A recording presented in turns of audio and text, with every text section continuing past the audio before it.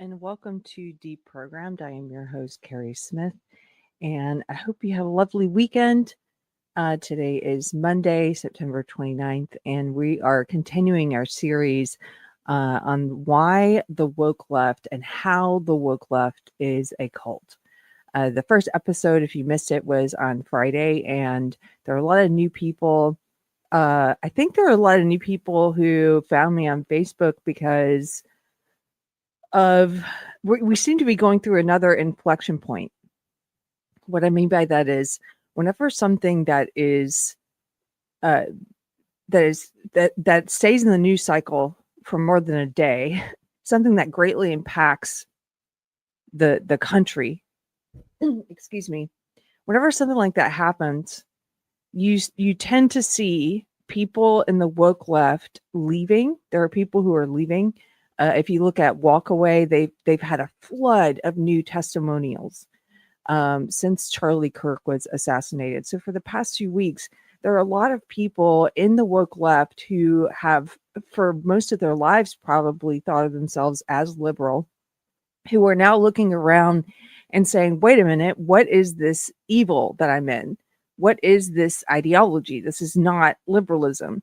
There are people who were appalled, not just by the evil that was committed against Charlie and his family, but by the evil that they saw pouring forth through their friends, some of their friends, their family, doctors, lawyers, therapists, teachers, people celebrating like demons and ghouls, celebrating this assassination. And so that was an inflection point. That was a waking up moment. Some people call it your woke breaking point. James Lindsay calls it that. So that was a woke breaking point for a lot of people. And so there are a lot of people who are in that stage, and there have been several of these stages. I myself woke up, I was in the woke cult for 20 years. My breaking point, my inflection point was the 2016 campaign season. That whole year, 2016, seeing the all of the violence at BLM rallies, the sniper in Dallas who killed police officers, the people in my woke cult celebrating those murders, seeing all the violence against Trump supporters during that election, the 2016 election in the campaign season. That was my waking up moment. That was 2016, 2017. There were other people who woke up during COVID. There were people who looked around at what the left was becoming during COVID policy and said, wait a minute, why is the left suddenly for big pharma, censorship of doctors and scientists? Why is the left suddenly for no bodily autonomy, but forcing vaccines on people, coercing people into vaccines? What happened to my body, my choice? Like, people looked around and said, what is this? Like, what is this cult of authoritarianism? And a lot of people left at that time.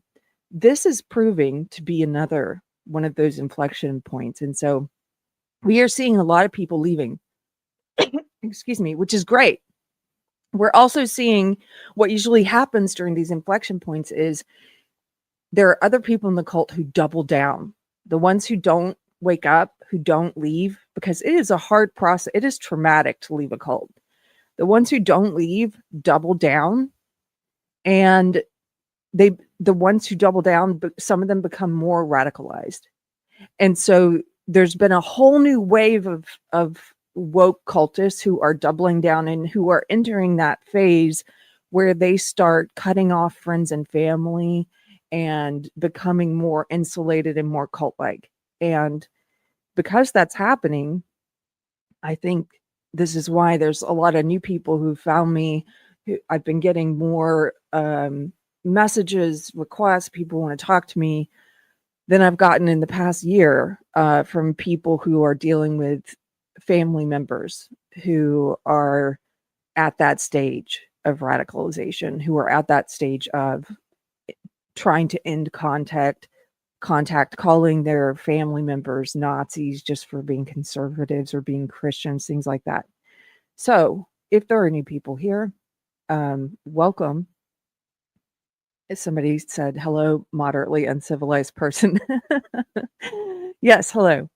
So we're going to be doing this series. So the first episode was on Friday, and it's how the woke left is a cult.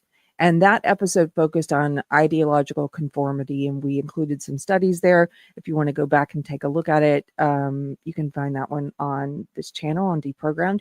Today's episode is how the woke left is a cult, and in terms of violence, we're going to be looking at violence. Specifically, we're going to try and keep it short, do like another hour episode. And this one is especially relevant right now because there's a new study that just came out that shows that left-wing political violence is at an all-time high in the past 30 years. And the study says that for the first time in 30 years, left-wing political violence has outpaced right-wing political violence. Now, I'm going to give you a caveat for that. Part of the reason that those of you who have been awake for a long time, who've been conservative for a long time, you know that sounds fishy. Left-wing political violence, I don't think we have the accurate numbers from the past 10 years. And part of the reason is that the studies previously, until this year, were including the ADL's definition of right-wing political violence. And so guess what they were lumping in with right-wing political violence? Islamic terrorism, any kind of religious terrorism, they were lumping in as right-wing political violence. And so they've now changed that definition and how they're tracking it. And suddenly, when you look at the graph today that we're going to look at, suddenly it looks like right-wing political violence completely disappeared this year. Yeah, because they changed what they were defining as right-wing political violence. Islamic terrorism should not be included in that category. So we don't have the accurate figures from previous years. It just looks like suddenly it disappeared for the right wing. Even so, even if you're on the left and you want to accept their numbers from previous years, go ahead, accept their numbers from previous years. The point being that this study says, look, left-wing violence is out of control. It's at a 30-year high. It outpaces right-wing violence. We just saw one of the most evil assassinations I think we've ever gone through collectively as a country, the assassination of Charlie Kirk. We've seen our President Trump, we've seen 2 assassination attempts on Trump. We've lived through the BLM riots, all the murders that happened, all the businesses destroyed, including Black people, by the way, who were killed during those BLM riots. We've seen years now of Antifa violence taking over cities, destroying public property, private property, terrorizing people. We've seen the Steve Scalise shooting. We've just seen enough of it. I'm going to start, if you are new here, we're going to start with just a compilation because this is really relevant. There's a lot of Democrats now. They always do this. It's kind of crazy. After a leftist murders someone or commits a horrible act of violence, the very people who encourage this kind of violence then come onto our television screens and lecture us and tell conservatives to turn the temperature down. It is gaslighting. This is the very definition of gaslighting. Cults do this. Psychopaths do this. Gaslighting is when you try and convince your target, your victim, that what they're seeing around them is not true. It's a form of lying.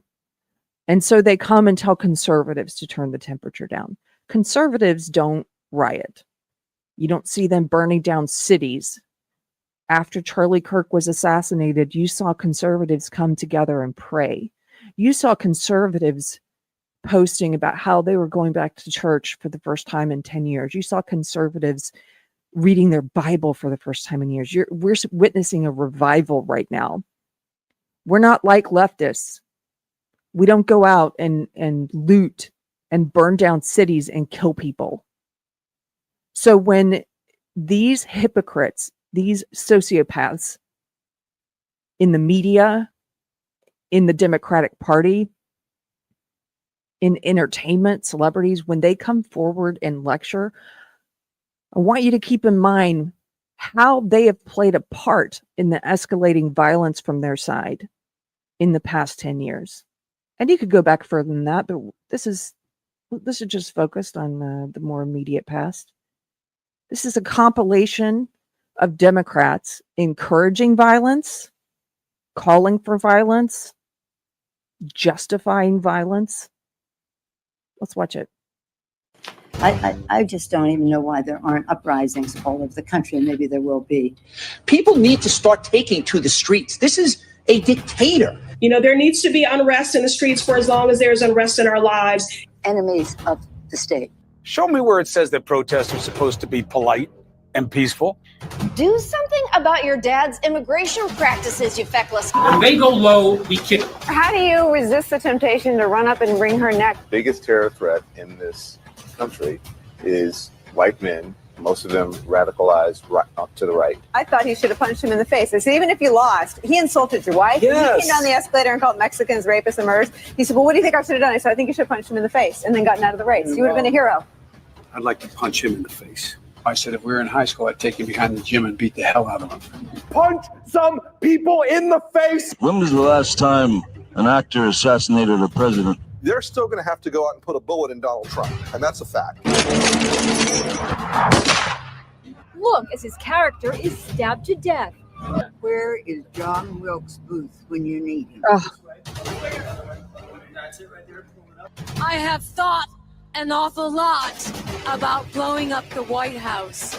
A Missouri state senator is under investigation by the Secret Service after saying she hopes President Trump is assassinated. I will go and take Trump out tonight. And if you see anybody from that cabinet in a restaurant, in a department store, at a gasoline station, you get out and you create a crowd.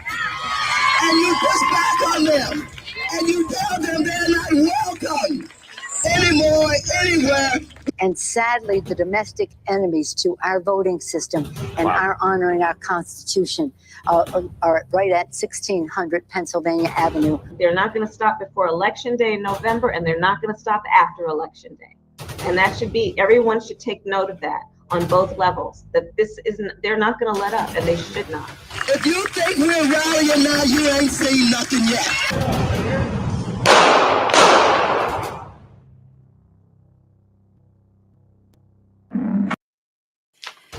I just... Okay. So that should be disturbing. It is, because it is disturbing. It is disturbing to see people with a high level of, who should have a high level of responsibility, whose career, whether it be in the media or in politics, should come, because it comes with a lot of power to influence and a lot of power to steer people. It should come with a high degree of responsibility. And you can see them completely shirking that responsibility and being reckless with their words, at the very least, at the most gracious interpretation, being reckless with their words. But it's more than that. I just saw Democrat California Governor Gavin Newsom on Twitter for the past few days has been continuing this incitement, this kind of rhetoric. He's been all caps tweeting about different conservative figures and calling them fascists in all caps, lying and inaccurately calling them fascists. He did this about Stephen Miller. He's a fascist. What do you think that he's hoping will happen to Stephen Miller when he tweets stuff like that? This is an incitement. They know that a majority of their base is now completely deranged. It's not a fringe minority on the left. It has become the mainstream left. So for those of you who are new, I'm going to give you just a brief overview of one of the things that woke me up. In 2016, 2017, one of the first things that got through to me, because I had been in the cult for 20 years. I was indoctrinated at Duke University. I went on, like a lot of leftists, like a lot of my cohorts, I took it into my career. I happened to work in entertainment. I worked with comedians. I produced television shows, comedy specials, helped them do tours, put out books. And I primarily worked with woke leftist comics who put that ideology into their material. So some of the names you might recognize, maybe you won't, but I worked with Margaret Cho. I worked with W. Kamau Bell, Elon James White, Sarah Benincasa, Christina Wong. These are all comedians who push leftist, like woke ideology in their comedy. And I was a true believer. I thought my job was helping to change the world and to end racism, to end sexism, and do it with laughter. You know, I was a true believer. This is why I know there are true believers in there, and I see them all the time. People who are reachable, who do wake up and leave it once they realize what they're in. There are people like that in the chat, people who woke up and left it. But I was in it for 20 years. The thing that reached me was not somebody presenting me with a well-reasoned argument or with facts. When you are in a cult, facts don't get through. If you have family members who have been pulled into this woke leftist cult, you know, coming at them with facts, with a well-reasoned argument, that's not going to be the thing that starts the conversation, unfortunately. And you probably know this. You've probably tried it. You can get there eventually, but what has to happen is there has to be you have to reach them emotionally first. There have been a lot of people who've written about this, people much smarter than me. One of the best books I think I could recommend if you're newly dealing with this is Jonathan Haidt's book, The Righteous Mind, where he talks about, I think the subtitle is Why Good People Disagree on Politics and Religion. But what he talks about is different types of morality and the difference between the morality of the left and the morality of the right.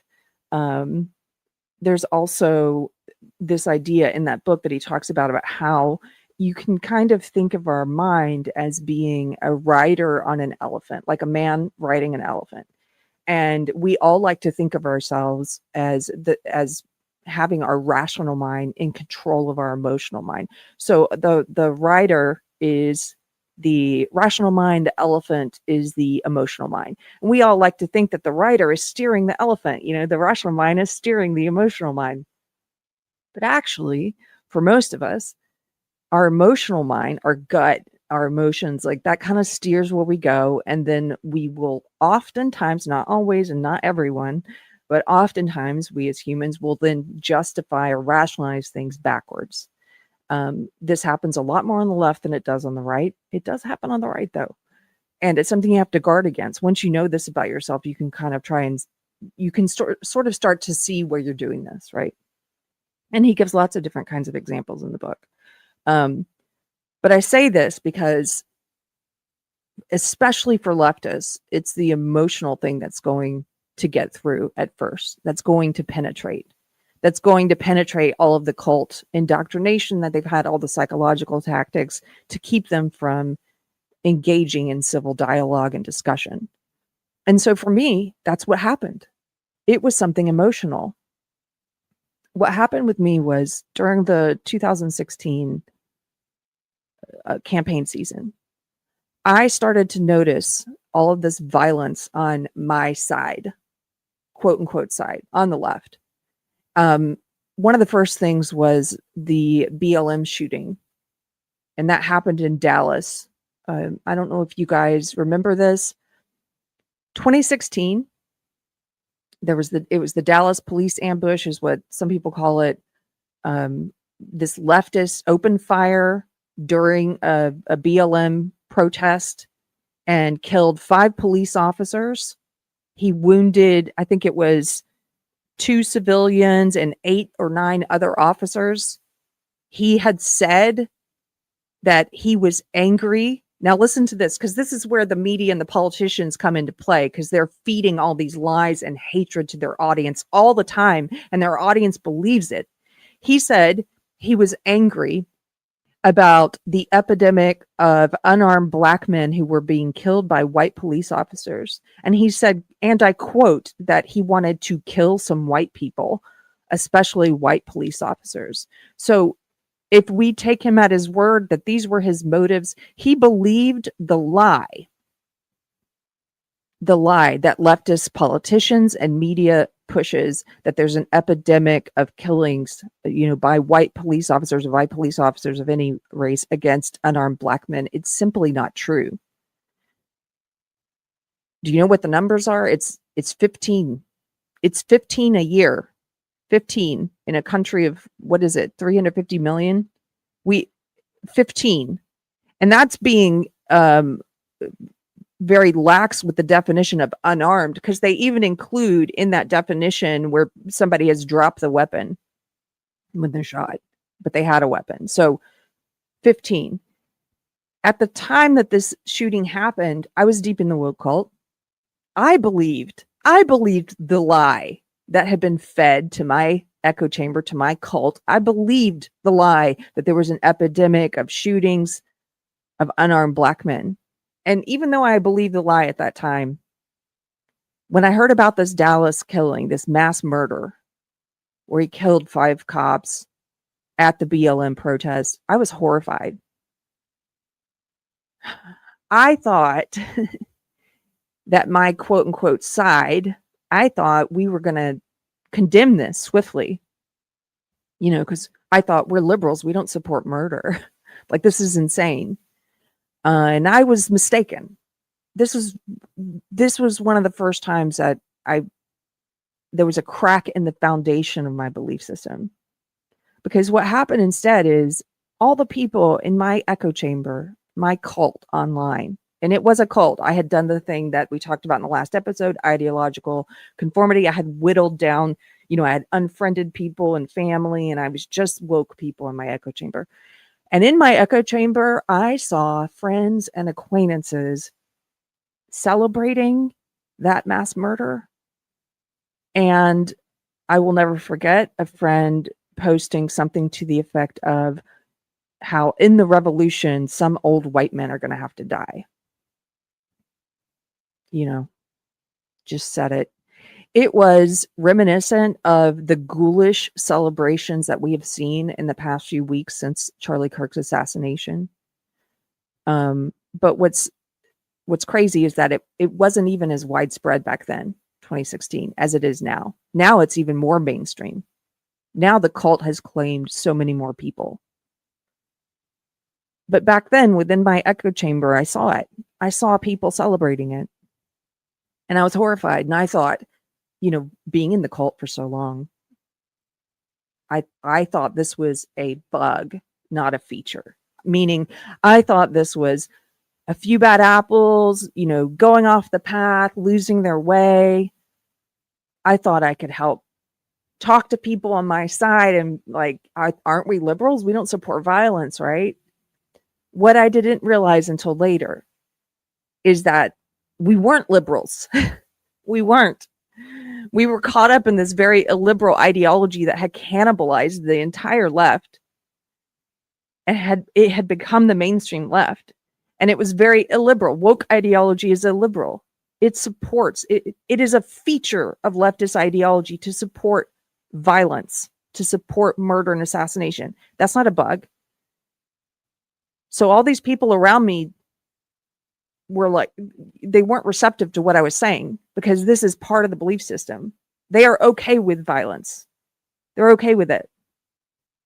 Shortly after the BLM mass murder in Dallas in 2016, the other thing that I saw was a series of videos. I went down a rabbit hole on YouTube, videos of people presumably on my side, quote unquote side, attacking Trump supporters outside of rallies.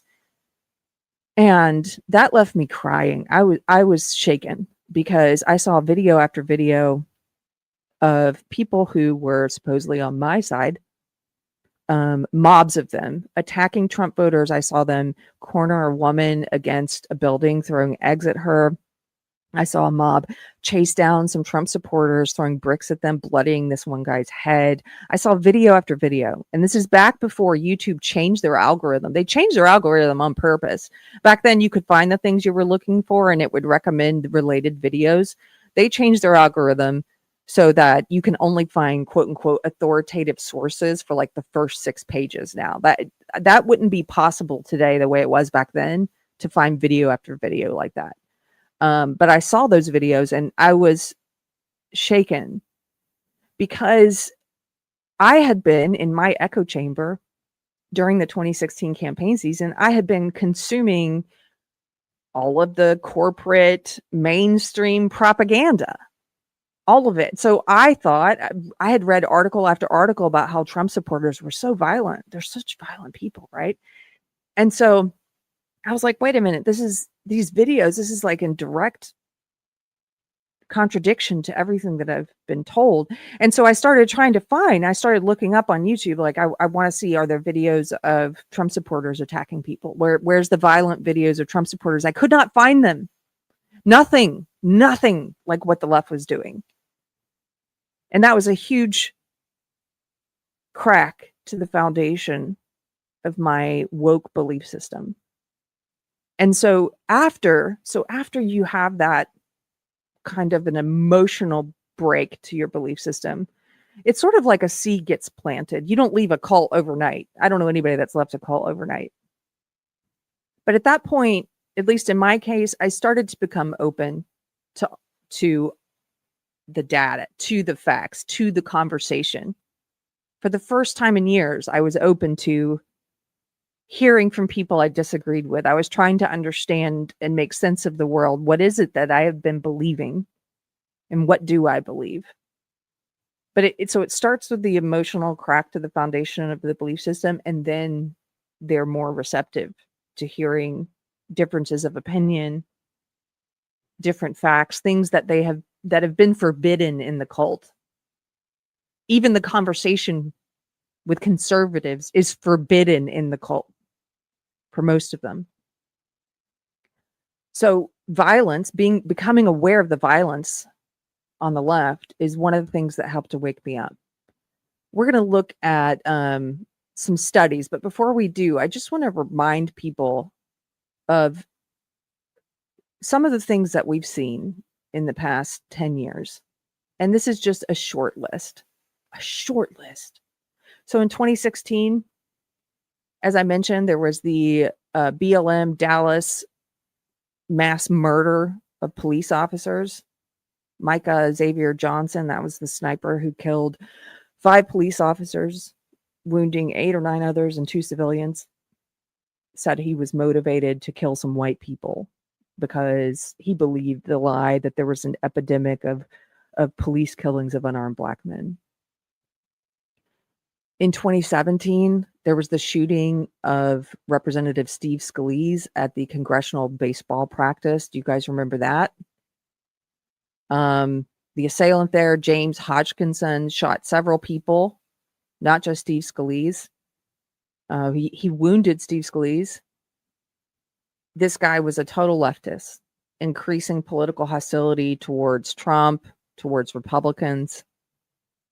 The leftist media, the corporate media, doesn't like to even cover these. A lot of times people in the cult don't even know about these, or they don't remember them because it wasn't covered. It wasn't covered like the lies are covered, like the myth of an epidemic of shooting unarmed Black men. 2019 to 2021, there were the protests, the Antifa protests. The college campuses were banning conservative speakers. They were offering emotional support pets for the leftists. Like, oh my gosh, Christina Hoff Sommers is coming to your college campus. We're going to give you emotional support pets and dogs because you're a baby and you need that. A conservative is going to be speaking somewhere near you. For the conservatives who were allowed to speak, there was instance after instance of violence erupting at their speaking events, the leftists shouting them down, surrounding them, mobs of leftists attacking speakers, pounding on windows, trying to prevent anybody who wanted to hear the speaker from being able to hear them. So shutting down free speech as well. We saw during those years, violent Antifa attacks in cities like Portland, Seattle, Berkeley. We saw Black people who were conservatives being called white supremacists by people like Nancy Pelosi. We saw property damage, fires, destruction of businesses, private residences, public property. This continued. In 2020, we saw the BLM George Floyd protests. This was a crazy time because we were being told by the media, again, they're gaslighting us. The leftist establishment, the corporate media, the politicians, they were all lying to us the way that sociopaths do, the way that cults do. Everybody knows the famous footage of the reporter with a city on fire behind him from these BLM riots in which many people died. And there's a city on fire behind him, and he's standing there saying, it's been mostly peaceful protests. The emperor has no clothes, right? That's gaslighting. That's a psychopathic tactic. And they continued to do this. It was also an interesting time because in 2020, if you guys remember, it was the start of the authoritarian COVID policies. And they had already said that we could not assemble. We could not even have Thanksgiving dinner with our families. They did unconstitutional lockdowns. They told us we couldn't go to work. They were arresting grandmas for operating their coffee shop. I interviewed one of them. They were saying you couldn't go out in public and you certainly couldn't gather in crowds. Do you guys remember what these sociopaths did after George Floyd? They got all these leftist doctors, the leftist establishment, all these doctors put out a statement saying that it was safe to go out to BLM protests, that it was safe to do so. Why? They said, because racism is a public health emergency too, and you need to go out. And ignore everything else we said about not gathering together in large groups. You are only allowed to do it for this thing that we, the establishment, supports, which is BLM riots. Good to go. We have lived through a reign of terror from sociopaths on the left, in our media, in our schools, indoctrinating children, in the Democratic Party, in our government. We've lived through insanity, and it's made people on the left who've doubled down and stayed there, it's made them even crazier. Because for some of them, it's too psychologically traumatic to open their eyes and look at the reality of the insanity that we've been living through. To admit that they've been conned, that they've been part of this cult, that they've been part of this violence.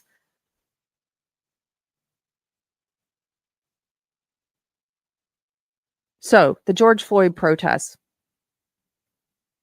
We saw the left engaging yet again, burning down cities, killing people, including Black people, rioting, destruction of private property, threatening people. Businesses had to come out and put signs on their doors and windows, boarding up their doors and windows and putting Black Lives Matter signs, just praying that they wouldn't be targeted.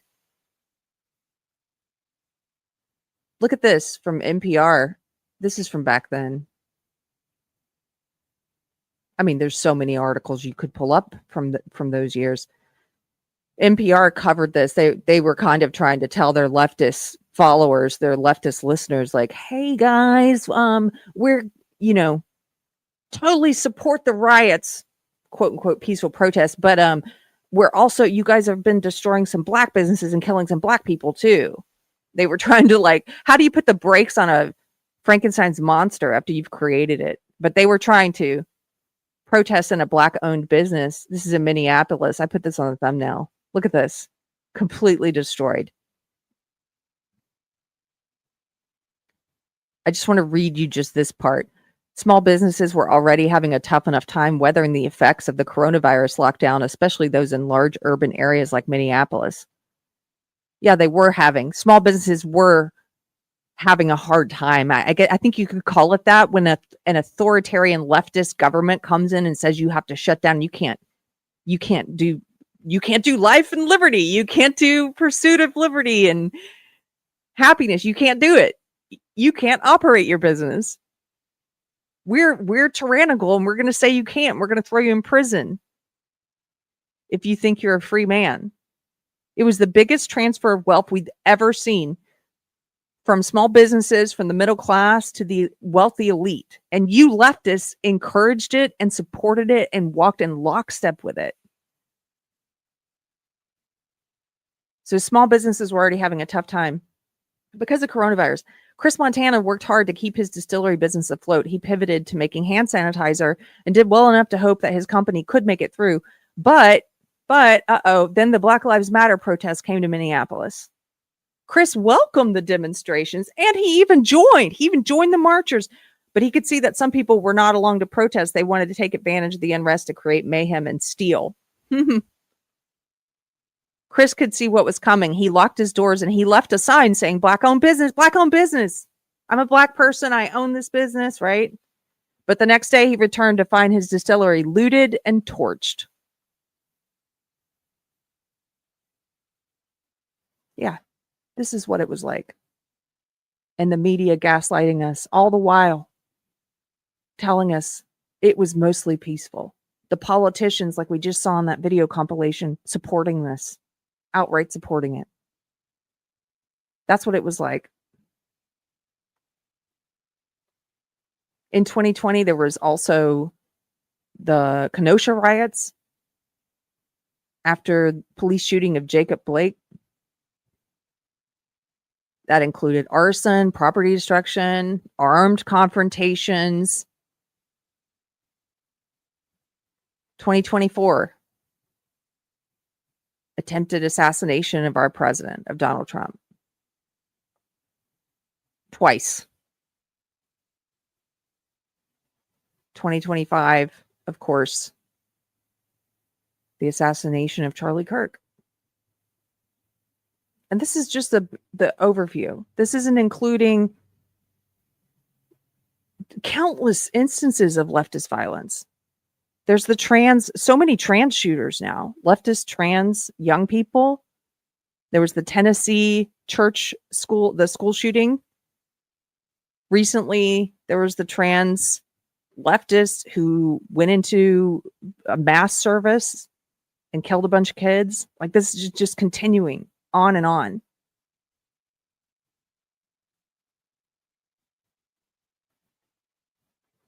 I want to show you this study.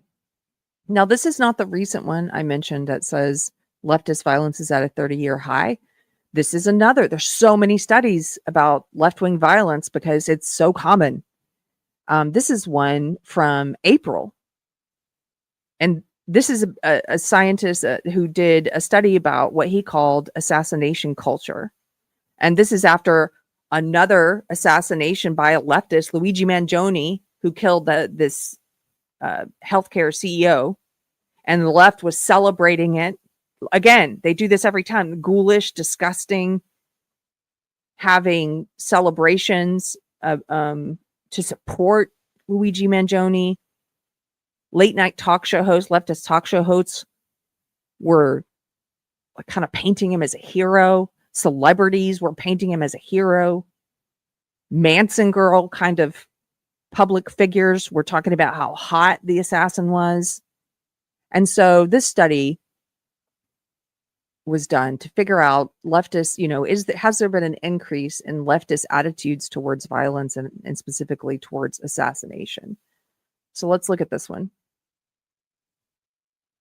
There's many articles we could read about it. This is a Fox News article about it. New bombshell study reveals assassination culture spreading on the left under President Trump.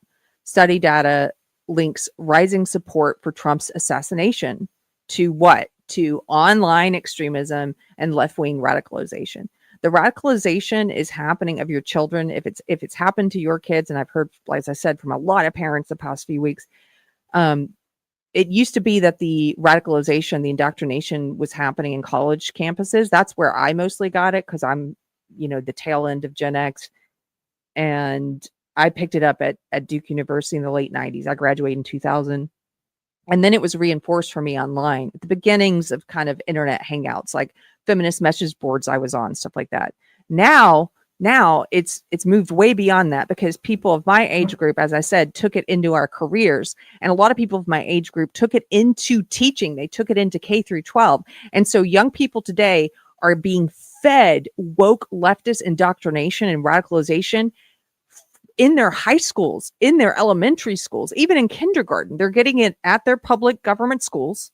Okay. They're getting it online, socially, from the people they hang out with in the echo chambers, and they're getting it from the corporate leftist news, the propaganda that they're being fed. So it's like 3 different places where they're picking it up.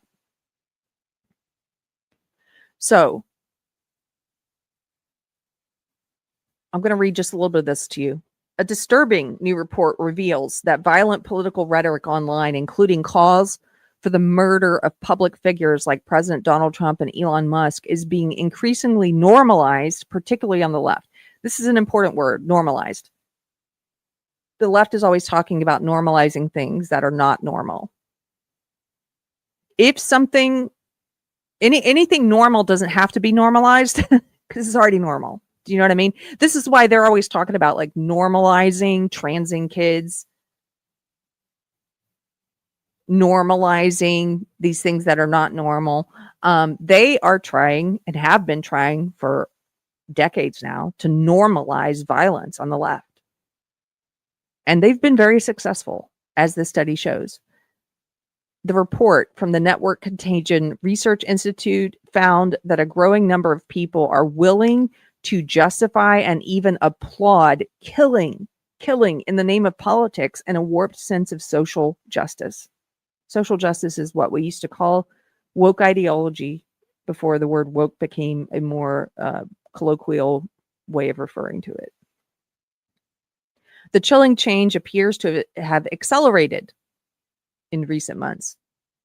Quote, what was formerly taboo culturally has become acceptable, Joel Finkelstein, the lead author of the report, told Fox News.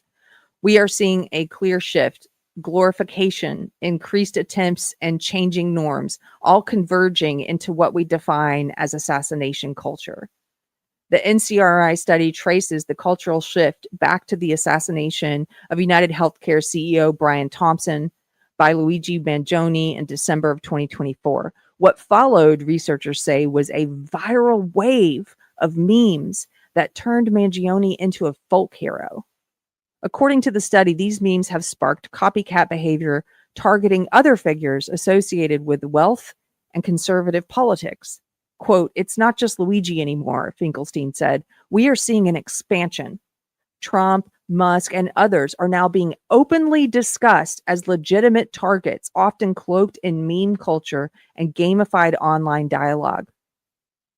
A ballot measure in California, darkly named the Luigi Mangione Access to Healthcare Act, is just one real-world outgrowth of this online movement. Can you believe it?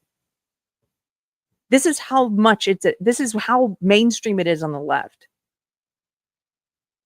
They are glorifying this assassin by putting his name on a bill for healthcare. It's disgusting. This is demonic behavior. This is not normal, but they are trying to normalize it.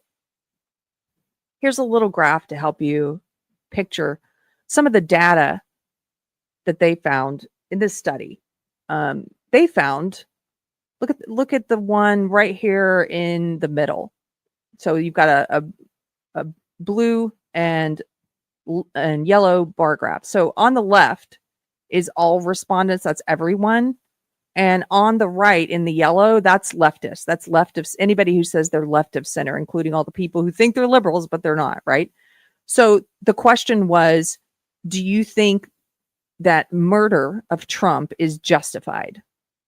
55%, 55.2% of leftists, that's that yellow bar in the center, 55.2% of leftists said, yeah, it's justified. Murdering him's justified. Assassinating him is cool with me. That's what they said. Half of them. This isn't fringe. This is not fringe. This is becoming the mainstream. It has been becoming the mainstream left for a while now. On the left, we see another bar chart, and this was about Elon Musk. They asked them, do you think it's justified to assassinate Elon Musk? You can see there on the yellow, 48.6% of people on the left said, yeah, totally justified or partially justified. They're okay with it. They can justify it. On the right here, this is the percent who said that destroying Tesla dealerships is acceptable. So destroying private property is justified, at least partially justified. 57.6%, well over half, 57.6% of leftists said, yeah, it's justified. Setting fire to Tesla dealerships, destroying people's vehicles for having Teslas, justified. That's not fringe. And let me tell you something else, if you're watching this from the left, that is not liberal. I say this for those of you who think you're liberal, you're not if you support this. The left is no longer liberal. It has not been liberal for a very long time.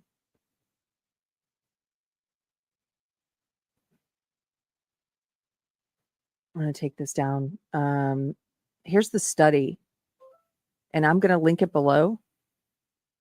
If you want to read the whole thing, and I encourage people on the left, I'm going to say something that sounds harsh, but it's true. It's not an insult. It's true. I know you guys don't read. I know you don't. How do I know this? Because when I was in the leftist cult, nobody read anything that might challenge our views. We were actively encouraged not to read it. And I know this through thousands of conversations with you online. You guys like to falsely claim science. You believe in science. That doesn't make any sense. Science doesn't require belief. It's not a religion. It's not a faith. It doesn't require belief. Science requires transparent methodology. Science requires no censorship, like you guys like to do, censoring doctors and scientists and studies, taking studies down from Facebook and Twitter. All during the COVID years, you guys supported censoring doctors and scientists who disagree with COVID policy. That's not science. Science requires transparent methodology, no censorship, and it requires reproducible results. Results that you can show in other studies that you repeat. That's it. It doesn't require your belief. I encourage you to actually take yourself seriously enough, respect yourself enough to start reading some things that challenge you. Here's the study. I'll link it below when we're done here so you can go find the whole thing. And it was hard to track down the whole link, but I found it. Let me show you this one. Now, this is a poll, a study that was done after Charlie Kirk's assassination. And this article in The Hill came out on September 15th. The headline is "Liberals More Likely to Say That Political Violence is Sometimes Justified." Poll. Well, this is just repeating what we saw in the previous study from April, but it's a new one. This was a YouGov survey that was conducted in the immediate aftermath of the fatal shooting of conservative activist Charlie Kirk. Let me scroll down to this. The September 10th poll shows that more liberal respondents were, that the more liberal respondents were, the more likely they were to say that violence can sometimes be justified. A quarter of respondents who identified as, quote, very liberal said violence can sometimes be justified to achieve political goals. That was 25% of the ones who think and say that they're very liberal, along with 17% of those who identify as liberal and 9% of moderates. This is not very, political violence is not very liberal. You young people who've been told this is what liberalism is, you have no idea what liberalism is. Liberalism does not support censorship, censoring people, killing people you don't agree with, assassinating people you don't agree with. You are not liberals if you support this. You're leftists. You're authoritarian. You're terroristic leftists. I want to talk for a second about how this has been done. And this gets back to the cult aspect of woke ideology. The woke cult, like any cult, has very strict control of language. And this makes sense. Many people have written about how, and Orwell always comes to mind for me first when I think about this. Orwell wrote about how if you wanted to control a population of people, you would first need to control what they think, control the way they think and what they're allowed to think. How do you control what they think and how and how they're allow themselves to think? How do you control their thought? You do it by controlling their language. Language is very important. Every cult controls language. Every cult comes up with new in-cult words, like a whole new lexicon for their cult members. Every cult coins these new words, and they also redefine old words so that they can control the way cult members think about things. And I'll give you examples. If you think about the word woman, this is one of the most basic and most obvious glaring examples. The leftist cult has redefined the word woman, so much so that a Supreme Court justice, presidential candidates on the left, and professors, college students are unable to tell you what a woman is anymore.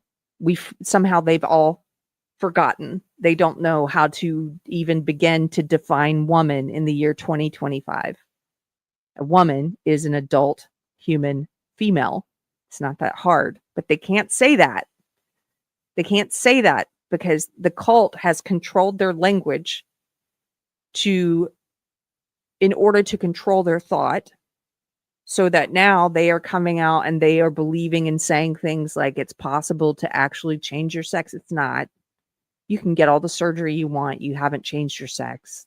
You haven't somehow turned from a man into a woman. That's not possible. It's no more possible than my dog turning into a cat, although he thinks he's a cat and he likes to sleep on the top of the couch like a cat.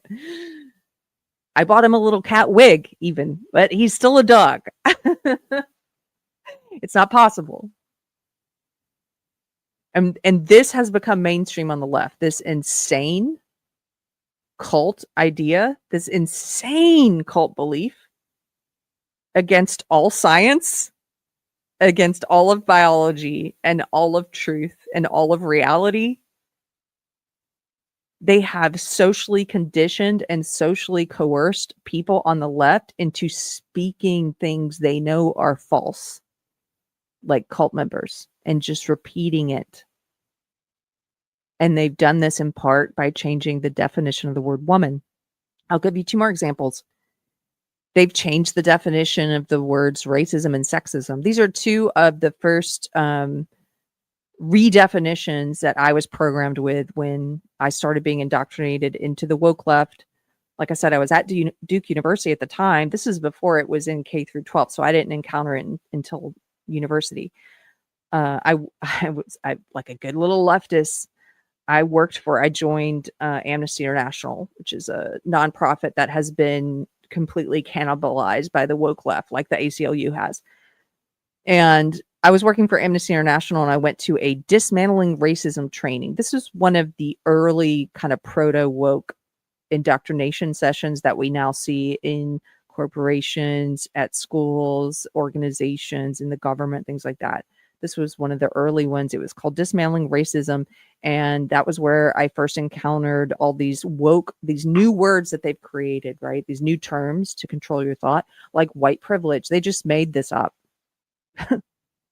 Peggy McIntosh made this up in the 80s. This very rich, very wealthy feminist Marxist made this up. And young people are taught that this is a truth. So I learned about white privilege. At that time, Robin DiAngelo wasn't big in this world yet, and she had not yet coined the new woke phrase, white fragility. So I didn't learn about white fragility then, but I learned about white privilege. I learned about quote unquote implicit bias, and this is how mainstream this has gone. Is years later, I heard Hillary Clinton, a candidate for president of the U.S., using the phrase implicit bias during a debate, and I realized, holy crap, it has gone mainstream. Woke cult has gone mainstream. That is a woke cult phrase. But back then, this was around 1996, 97. I was taught not just about my white privilege and implicit bias, but I was also taught that the words racism and sexism had a new definition than what is commonly known. And the new definition of racism and sexism was prejudice plus power. Now, this new definition that is being forced on young people in schools in K through 12 now, this new definition is ridiculous. It basically says that it is impossible to be racist against white people.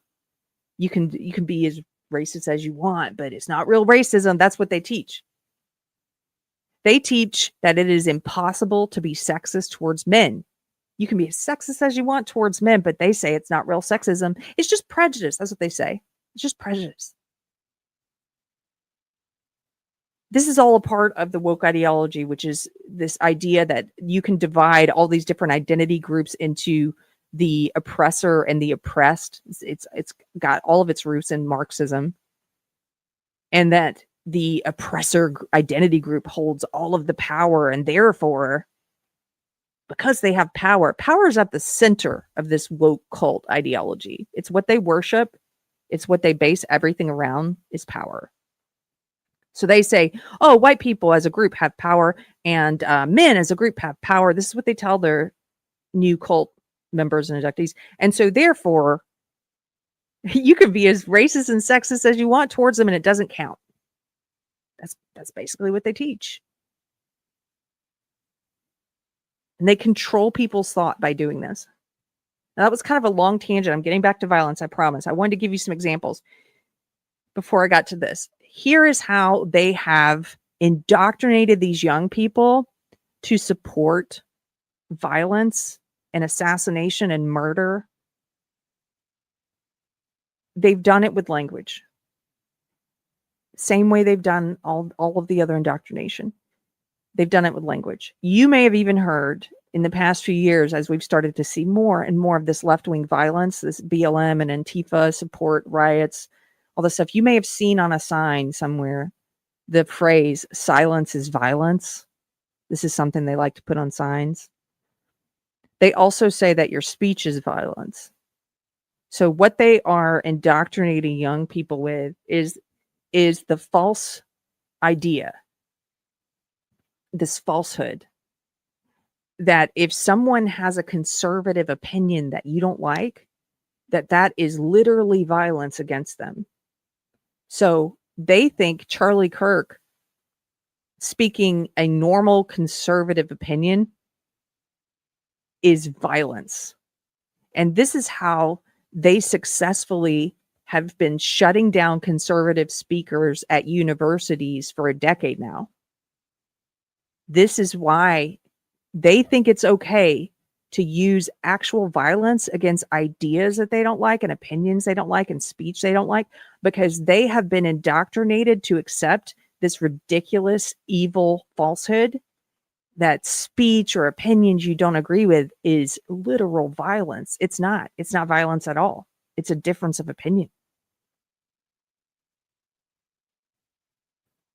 But they have indoctrinated young people to conflate the two things, speech and violence. Oh, I can't tell them apart. They're exactly the same, so that they will use violence against speech.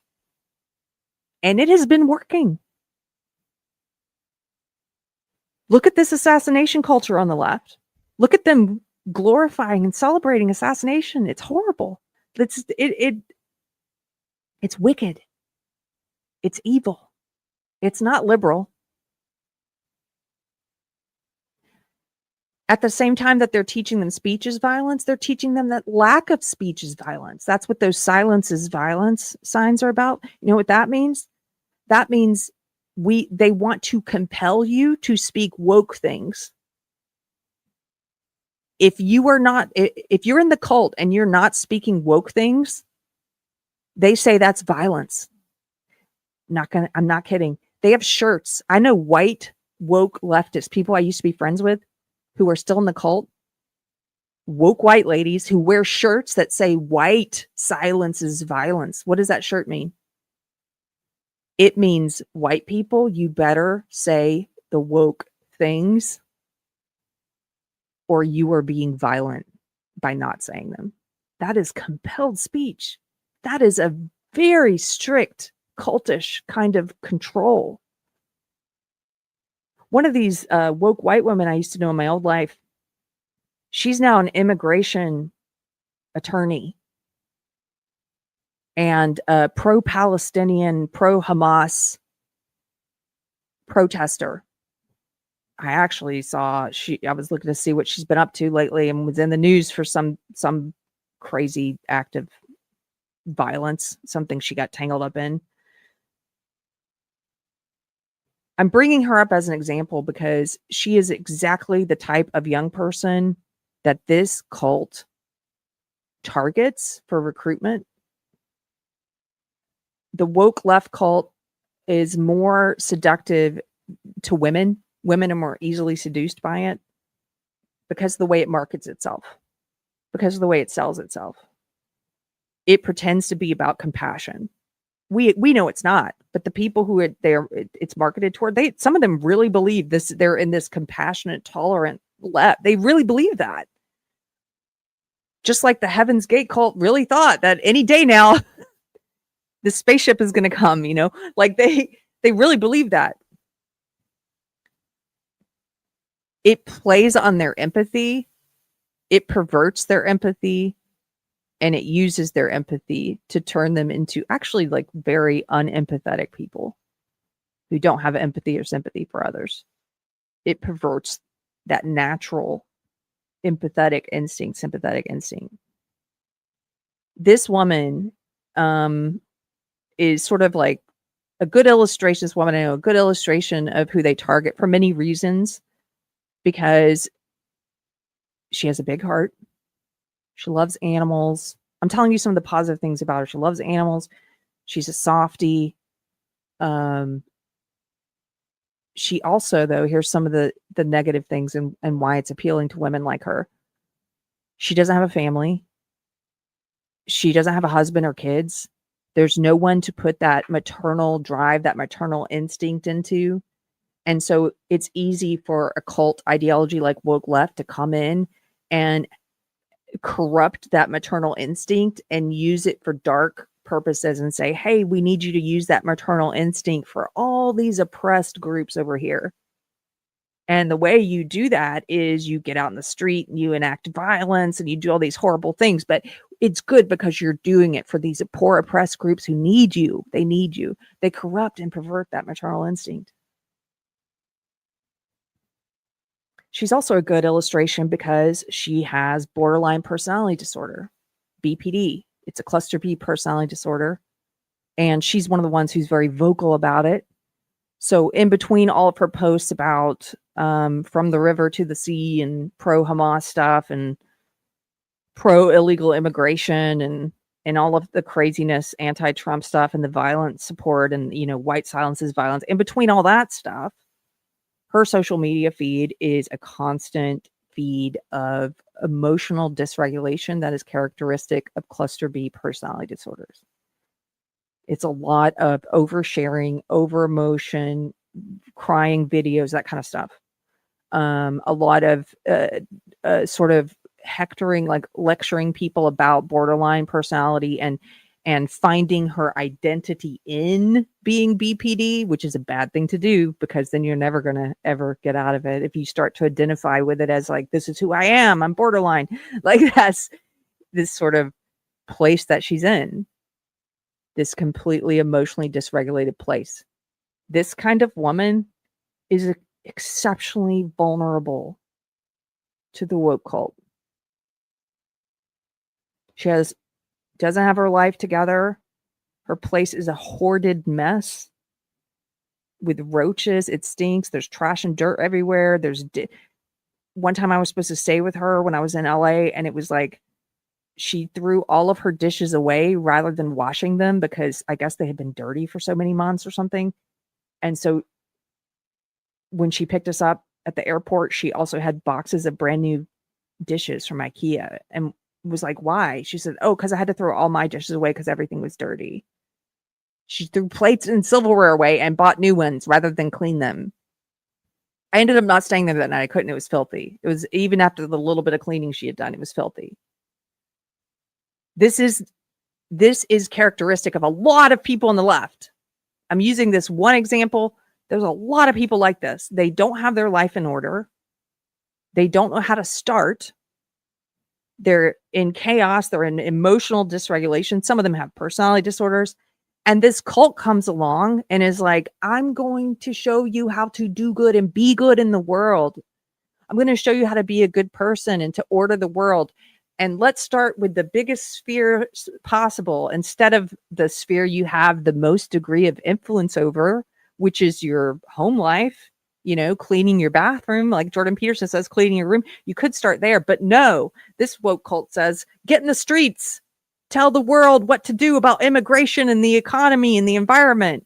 Why? Why should we listen to you about immigration and the economy and war and the environment? Why should we listen to you? You don't even wash a dish. Like you have no control over your life. They take these people who are damaged, who don't have Jesus. I say that as a Christian. I know to turn some people off, but it's true. They take these people who need Jesus, and instead they give them this perverted, woke, political, this violent, illiberal ideology, and they tell them it's liberalism.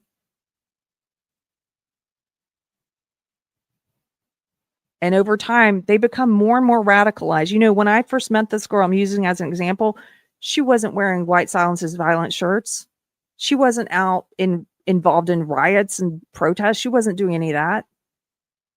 She was a quirky, fun music girl. Like she wasn't over time, you become more mentally ill, more morally ill, the longer you stay in it, until you find yourself one day celebrating the assassination of someone, calling for the assassination of more people. It's evil what is being done to these young people who get pulled into this cult. I do have sympathy for some of them. I do. Not all of them. I'm trying, not all of them, but some of them I do.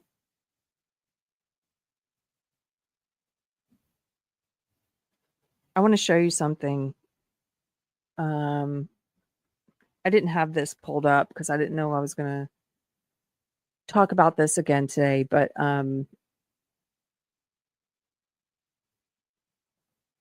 I just want to show you, we've all seen a lot of the videos, the darkness that's been coming out of the left since Charlie Kirk's murder. And I know I showed this on a previous video, but this is really illustrative, of the point.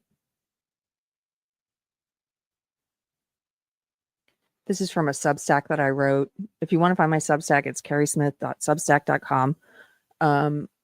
And this is just a graphic that I included in the middle of one of my articles. And these are screenshots, just hundreds of screenshots from Blue Sky. Blue Sky is one of the places where young people are becoming radicalized, young and old people becoming radicalized into the woke cult. And it's just full. The day of, these are September 10th. These are the day of his murder. It's full of people saying, now someone get Matt Walsh next. Do Matt Walsh next. Do Trump next. Trump next. Trump, please. Trump next, please. Trump next, please. Let's make sure we succeed this time. Charlie Kirk is dead. Trump next, please. Trump next. On and on. Now do Matt Walsh. Maybe Elon should be next, just asking for half the country. They even say half the country, right? Go get Trump. Rest in piss, they say about Charlie. Headed for Trump next. Let's hope. Now do Andy No. If you guys don't know Andy No, you should. Andy No is, for years now, been doing the best journalism on Antifa and putting his life in danger, embedding with them, covering their protests for like 10 years or something. He is a gay Asian man. Of course, that means he's a right-wing Nazi is what they call him, right? Here's a whole list. They have Andy No at the top. Ben Shapiro. They have Charlie Kirk scratched through, Christopher Rufo, Jack Posseau, Matt Walsh. They have a whole list of people they want killed. Do Libs of TikTok next. On and on. Here we go. J.K. Rowling. J.K. Rowling next. Do J.K. Rowling. Can we do Ben Shapiro next? Just on and on. This is what Blue Sky is. It's a disgusting cesspool of radicalized leftists who are celebrating murder and violence and encouraging murder and violence.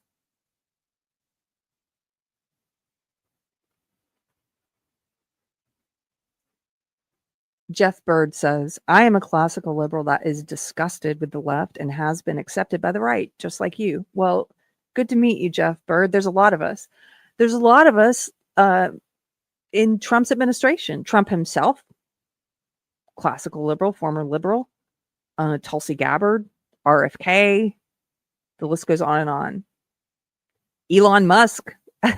Like, I was joking because as soon as you leave the left, they start calling you a right-wing Nazi and all this kind of stuff. And sometimes I do like to troll them and make little jokes that are kind of based in truth. And one of the things I've been saying lately to some of the leftists, which they hate, is when you say, hey, some of our best conservatives are liberals, like Trump, and some of our best conservatives are liberals, and they're like, what? It makes them so mad. Yeah, they hate me because I'm a traitor. They hate traitors more. Yeah, Trump is a New York Democrat. Yeah, he is. Here we go. Equinox. I want to address this real quick. Right, left, false dichotomy. It is a false dichotomy, and I think the thing that matters more, you and I probably agree, is whether you are for liberty, individual rights, or you are for authoritarianism and tyranny. That's what matters more. But unfortunately, right left is the biggest psyop they've ever played in this country. And when you are talking to people who are on the left, and this is so baked into their ideology, and they falsely think they are liberals, if your goal is, as mine is to help them leave, is to make an appeal to them, and to help people who know them, friends and family, to understand what's happening to them better, then I have to use left and right. I have to. Once you get them out of the cult, you can start talking about how left-right is a completely false dichotomy. But when you're first talking to them, it depends on the person. Sometimes you can come at it from that angle. I actually have done that a few times with leftists to help them see what we have in common, for example. But it's necessary, unfortunately, to use those words sometimes. Let me show you this.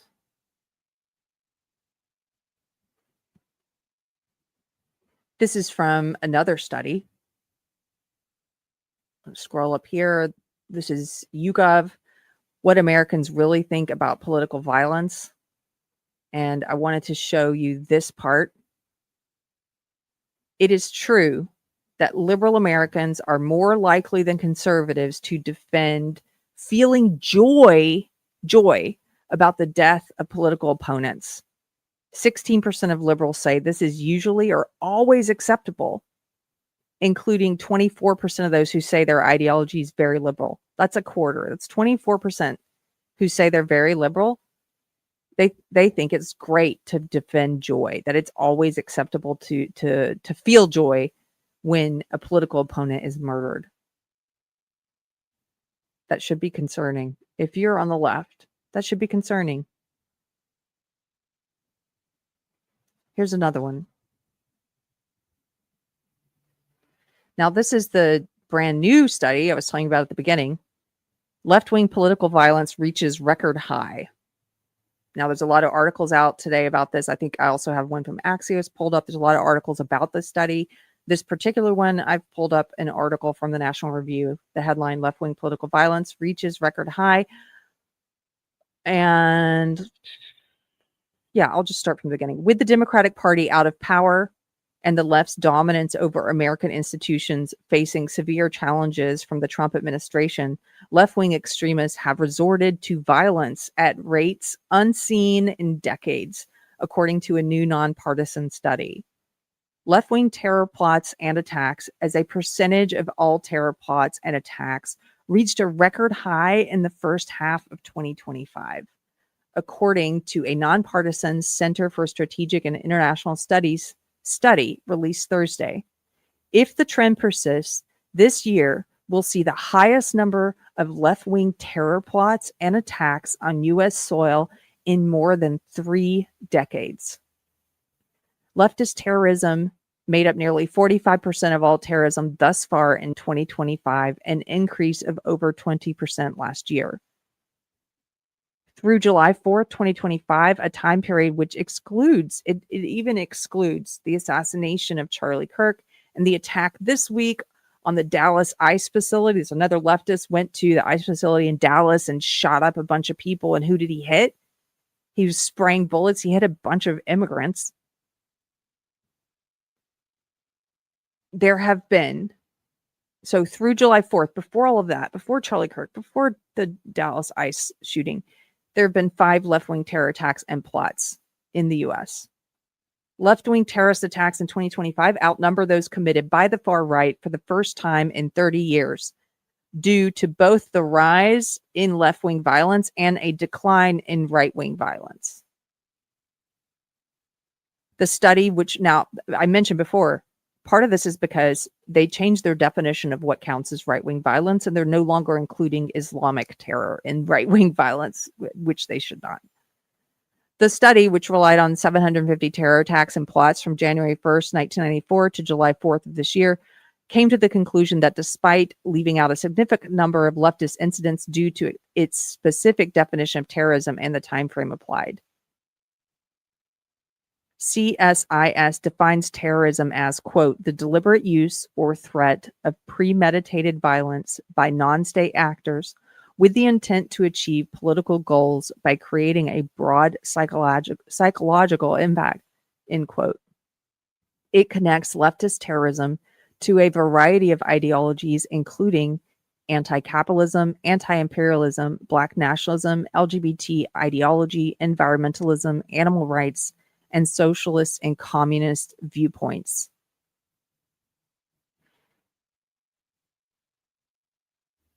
I'm sorry, I thought I had that up on the screen the whole time. It's okay. This is the article if you want to see a picture of it. It's also relevant, very relevant, that Trump has finally declared Antifa a domestic terrorist organization, which I'm very grateful for. This is there's so many things he's done since being elected this time that I've been very pleased with. This was something I wish he had done his first term. I'm glad he did it now. This is more of what I voted for. It's about time that they were declared. During the Biden administration, do you guys remember when they were, the Department of Homeland Security and the FBI were targeting parents at PTA meetings, conservative parents who were concerned about boys and men in the little girls' locker rooms and dressing rooms and bathrooms? They were calling them domestic terrorists, these parents, domestic terrorists. And the left was doing that, and they want to freak out that we are finally calling this violent group whose whole purpose is to create terror, to enact violence and create terror. They're upset that we're finally correctly designating them as a terrorist group. It's about time that it happened.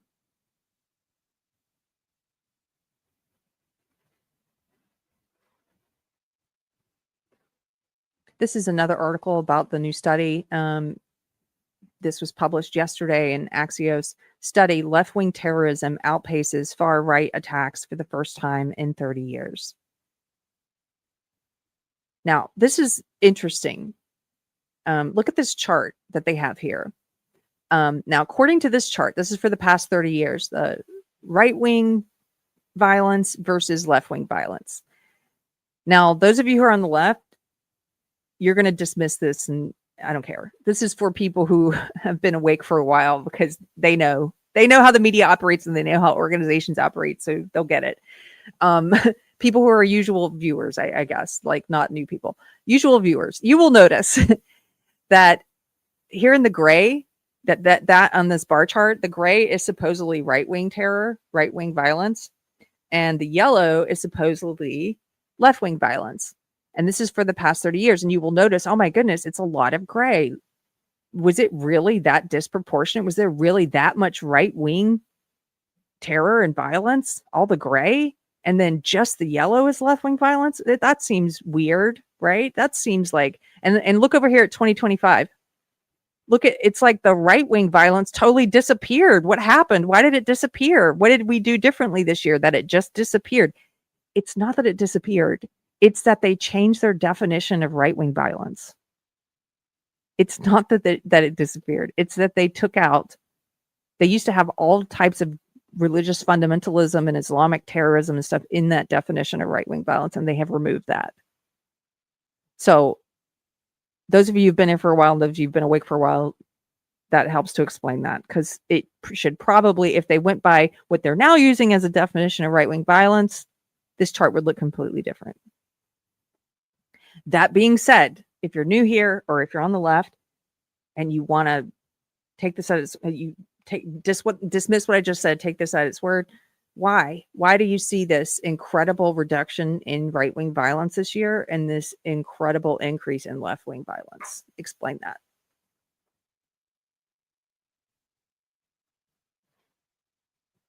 Halfway through 2025, attacks by far left extremists outpaced far right violence for the first time in more than 3 decades, according to new research from the Center for Strategic and International Studies.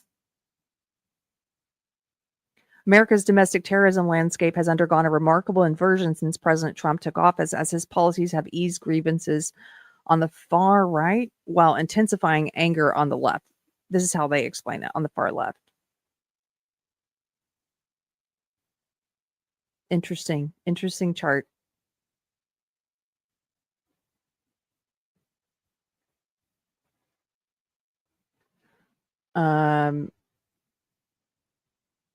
Ben, I'm gonna interrupt just for a second. Somebody said you're spamming. Spam is annoying. We don't care what you say. You can have leftist opinions. You can have any kind of opinion we disagree with. We just ask that you are civil and that you don't do annoying things like spamming. Put it all in one content or comment. You don't need to do like 100 comments. It's annoying. Oh, okay. He says I'm not spamming. Okay. I don't know. You guys, if there's a mod there, you figure it out. I trust you. I trust the mods. Randy Wallen for $10.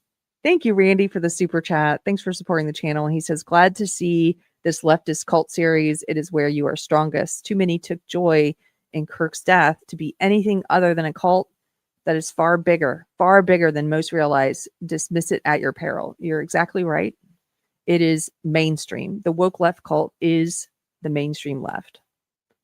It's completely destroyed the left. It's completely destroyed the Democratic Party. And I mean, they've been trying to destroy this country. Okay. I've got another video. We've already got an hour and a half and I want to wrap this up soon because I want to keep this one kind of short. I just want to remind you guys some of the BLM and Antifa crap that we lived through. And so let me share this compilation. This compilation is just from 2020, BLM and Antifa riots.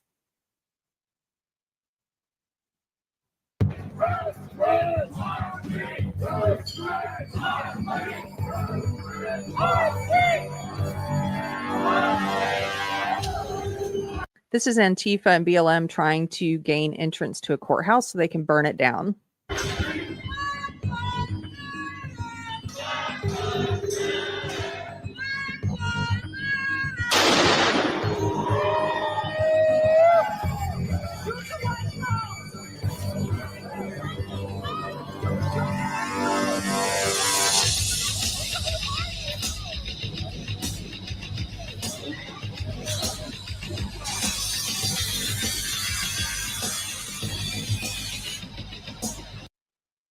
This is Antifa trying to cut through the barricade set up around the courthouse. Of course, he's wearing a Palestinian scarf. Look at that. These people should have been arrested and thrown into jail for a very long time immediately. And I'm glad to see that Trump has started that. I don't know if you guys have seen some of the videos coming out of Portland and Chicago in the past couple nights, but the feds are not playing around anymore. Like, they are arresting people. And unfortunately, I haven't seen a lot of leftist response to it yet. I just haven't had time. We've been working on our garden, but I am going to look and see what they've been saying. I can already guess what they're saying, which is they are excited. I'm sure they are excited because this is what they want. They want footage that they can share and say, look, it looks like crazy black booted, what do they always, thugs coming in and arresting people. And that's not going to work on us. We are tired of it. You should be arrested if you are destroying public property, private property, if you are blocking streets, if you are impeding a federal officer, interfering with a federal officer. These are felonies. You should be arrested and you should have the book thrown at you. We're tired. We're done. We're not playing around anymore. We should be enforcing, and we're going to start enforcing the laws.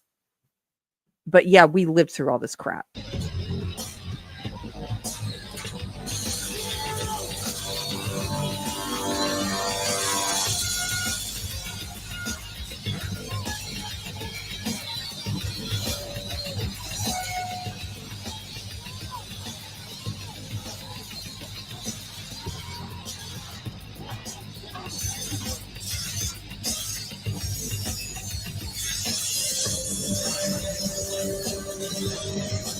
They're out here with power tools cutting down fences so I can get into this courthouse and burn it down. And nothing was happening to them.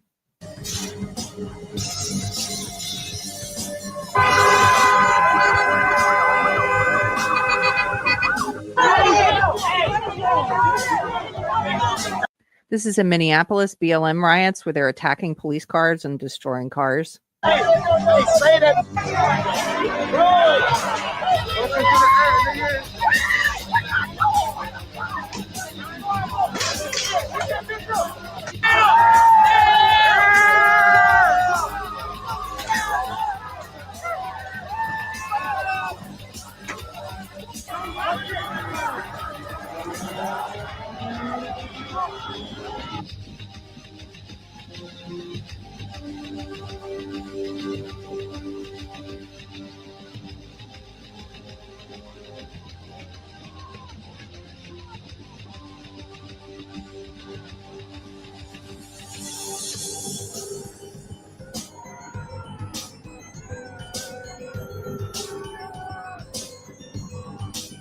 We should not have to live like this in the United States of America. Citizens should be safe. The mayors, the police departments that fail to do their job, the feds will come in. Like, this is a new time. The feds are going to come in and keep the cities safe and keep the civilians safe. Nobody should have to live through this in America.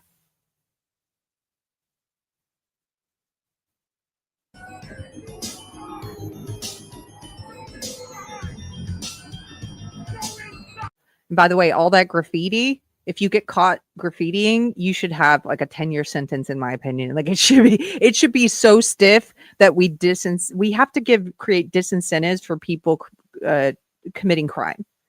We have to stop people from committing crime. And how do you do that? You have stiff, harsh penalties. Graffiti it's kind of like the broken windows theory. It's a slippery slope. If you allow graffiti and broken windows and property destruction, then pretty soon you're allowing violence and murder. Like, you have to stop it when it's small. Anybody who's caught graffitiing, like, give them 10 years. That's my opinion.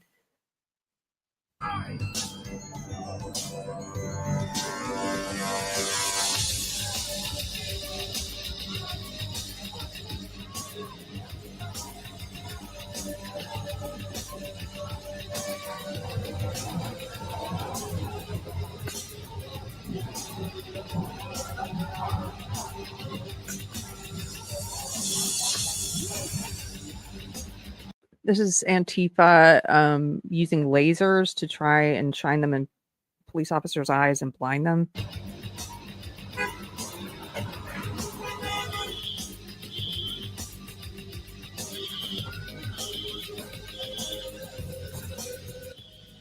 This is Black Lives Matter looting stores, Targets, Antifa attacking officers with commercial grade fireworks.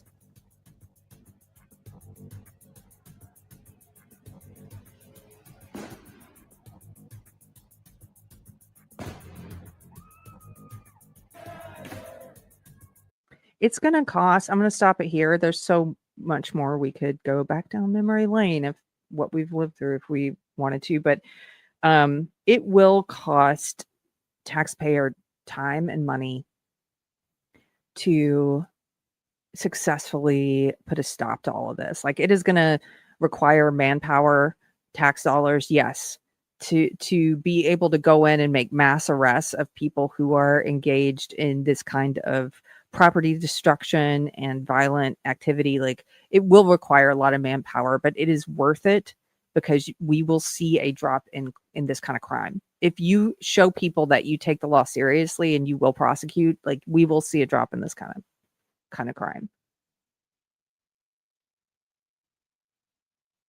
I had some other things queued up, but this one's been long enough, so I'm gonna wrap it up here. We will continue. This was the second in a series about how the woke left is a cult. I'm going to be doing several of these. The first episode, if you missed it, was about ideological conformity. This episode was about violence. The next one is going to be about ritual and liturgy, religious ritual and liturgy. I want to thank a couple of people before we go. Eden, for the $5 super chat, says, we are everything that they claim to be. No need to virtue signal when you actually have virtue. Isn't that true, Eden? Thank you. We don't have to tell people, like, if you are living righteously, you don't have to tell people that you're righteous. Like, it should be obvious from your fruits. There's a lot of Bible verses about this. You probably know them, Eden, but the verses about, like, never praise yourself with your own lips, like, let another person's lips praise you instead of yourself.